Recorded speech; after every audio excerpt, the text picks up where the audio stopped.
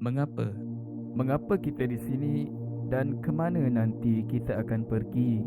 Apakah sekadar bangun di pagi hari dan bersedia tempuhi hari-hari lagi? Jangan nak dipersoalkan, ikut sahaja segala aturan. Buatlah seberapa banyak duit yang kamu mahukan dan cuba elakkan dari jatuh di lembah kemiskinan. Tirulah segala apa di kaca TV, dari style rambut hingga pemakaian diri, dan jangan banyak berfikir. Lakukan sahaja tanpa khawatir. Jika fikiranmu terus bercelaru, teguklah sesuatu, hilangkan dahagamu, hilangkan warasmu. Namun kalau ia masih belum cukup, putarkan seberapa banyak lagu, seks, cinta dan rock and roll sampai kita rasa cara hidup yang cool, atau nodai dirimu hari-harimu tanpa batas ragu. Namun jauh dari lubuk hati ini aku terlintas. Aku tertanya, aku cuma nak tahu apakah roda kehidupan itu sememangnya. Sekadar kita membesar dan menua, sekadar hidup dan mati, pergi meninggal dunia dan tinggalkan segala harta yang berganti tuannya. Aku cuma terfikir, tertanya, cuma ingin tahu sebelum kerandaku diusung, sebelum liang lahatku ditutup, kerana aku tidak mahu memperjudikan, mempertaruhkan jiwaku, takut tidak bersedia sebelum nyawaku dicabut. Ini sekadar persoalan mudah, tapi kenapa mencari jawapannya sukar dan susah? Seperti kenapa kita di dunia dan apakah ada tujuan? Apa yang perlu kita lakukan dan siapa yang ciptakan kita dengan kesempurnaan? Apa yang berlaku selepas kematian? Adakah dunia di sana lebih menguntungkan? Persoalan yang terus dan terus diabaikan, seolah ia tidak lagi perlu dipersoalkan. Tiada tujuan pun dalam kehidupan dan memang secara alami segala kewujudan. Namun tidakkah kamu tertanya, sedangkan bayi dalam kandungan bukan kamu yang tentukan sama ada lelaki atau perempuan? Adakah kamu yang ciptakan dirimu? Atau sesiapa yang membentuk kamu dari satu permulaan dan pengakhiran hingga tiada cacat cela, sempurna dan tiada tandingan? Kamu adalah sebuah produk dengan tingkat kepintaran yang jauh maksimal, dengan tingkah laku, pemikiran, tindak balas yang rasional. Tiada kamera di dunia mampu bersaing dengan mata manusia beratus piksel. Tiada komputer mampu tandingi sejauh minda fikiran dan akal. Bahkan jika dikumpulkan seluruh manusia secara total, masih tidak mampu mencipta walau seekor lalat, dan masih banyak perkara yang kita masih lagi gagal. Dalam sains menyatakan segalanya datang dari tiada. Suatu kiraan yang mudah. Kosong tambah kosong mustahil datangnya satu. Lalu dari mana segala perkara berlaku? Semuanya pasti ada asalnya, pembuatnya, perekanya, pencipta yang sebenarnya. Seperti sebab kamu dapat tonton video ini, pasti ada sesiapa yang tekan dan uploadnya.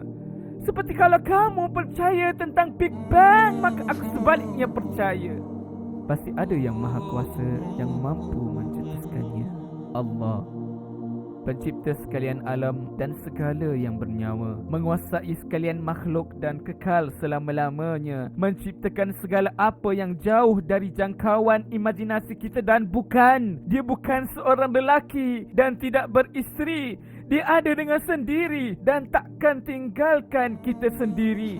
Seperti mana setiap manufactory pasti akan tinggalkan buku panduan, Al-Quran dan As-Sunnah. Dan maaf, aku terpaksa teruskan ke kesimpulan kerana hanya inilah rumusan dan kepastian. Dia Tuhan yang sebenar, Maha Tunggal dan Maha Esa, dan pastinya yang Maha Kuasa. Sebuah buku tanpa sedikit percanggahan dan penuh keajaiban dalamnya. Dari saintifik dan nukilan sejarah, segalanya sudah pun terungkap lebih 1400 tahun dahulu kala. Seperti penerangan tentang proses janin manusiawi. The descriptions of the human embryo in the Quran cannot be based on scientific knowledge in the 7th century.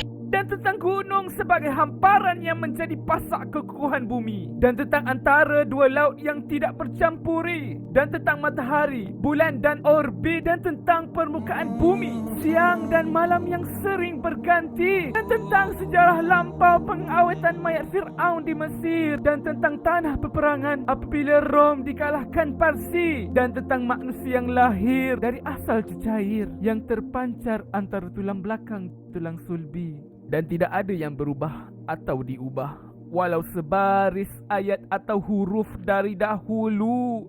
Lalu, jadi tolong jelaskan bagaimana semuanya sudah pun diketahui lebih 1400 tahun yang lalu.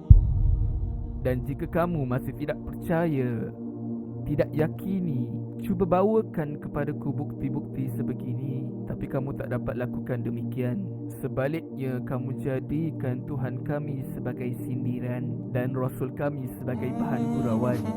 Tinggalkan segala kitab suci yang lapuk, abaikan kisah-kisah silam yang sudah kuno. Hiduplah dengan sesuka hati kau, kemahuan kau, bro. Dunia ini hanyalah tempat berseronok. Kita hanya hidup dan kita KO. Yo. Pembetulan, selepas rumput itu mati, hujan akan turun membasahi bumi, dan rumput itu kembali hidup di bumi, dan Allah janjikan perkara yang sama bagi setiap yang bernyawa, yakni kita akan dihidupkan kembali dari setiap hujung jari hingga hujung kaki, dan Dia yang Maha melihat dan memerhati setiap gerak-geri. Dan pastinya kita akan sentiasa diuji dalam kekayaan kita, kesihatan kita, diri kita, setiap apa yang dikurnia walau sekecil perkara. Jadi percayalah, yakinlah, kita akan dibangkitkan di hari pembalasan, di hari perhitungan untuk segala amalan, seperti mana Dia turunkan kitab dan perintah untuk kita baca, kita fahami, kita turuti. Setiap yang buruk dan baik kita bertanggungjawab atas diri kita sendiri. Jadi jangan salahkan sesiapa. Kamu yang rasa tidak ada hari kembali, aku memberi seluruh masa hidup agar kamu mencari yang hakiki. Namun, kamu selalu sibuk dengan benda yang sementara dan materi. Jadi bacalah dan fahami, dan bergembiralah siapa yang mempercayai. Dan jika kamu masih tidak yakini, hanya baca dan fahami. Dan jangan tinggalkan, abaikan, sisihkan di hari kamu mengerti makna kehidupan itu sendiri.